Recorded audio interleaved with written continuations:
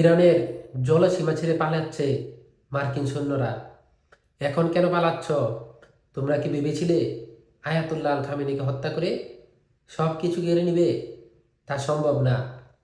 এক আয়াতুল্লাহ আল খামেনি ইন্তেকাল করেছে, আর হাজারো আয়াতুল্লাহ আল খামেনি ইরানে জন্মগ্রহণ করেছে। তারা তোমাদেরকে শান্তিতে থাকতে দেবে না। এখন তো পালাচ্ছ ইরান ছেড়ে, কিছুদিন পরে তোমাদের দেশ ছেড়েও পালাতে হবে। ইরান যে হারে ড্রোন হামলা, মিসাইল হামলা চালাচ্ছে তোমাদের দিকে, ক্লাস্টার বোমা হামলা যেমন চালাচ্ছে, তোমরা খুব শীঘ্রই তোমাদের দেশ ছেড়েও পালাতে হবে। তোমরা কি ভেবেছিলে খুব সহজে ইরান জয়লাভ করে নেবে? যেভাবে ফিলিস্তিনিকে আক্রমণ করেছিলে সেভাবেই কোনোভাবেই সম্ভব না। ইরানও ছেড়ে কথা বলবে না। ইরান ইতিমধ্যে তাদের ক্ষমতা দেখিয়ে দিচ্ছে।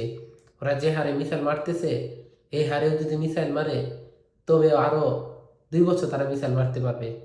তোমাদের কোনো রক্ষা নেই। ইরান থেকে যে মিসাইলগুলো মারা হচ্ছে সেগুলো তো তোমরা আকাশে ধ্বংস করতে পারছো না, তোমাদের দেশে দিয়ে ভূপতিত হচ্ছে।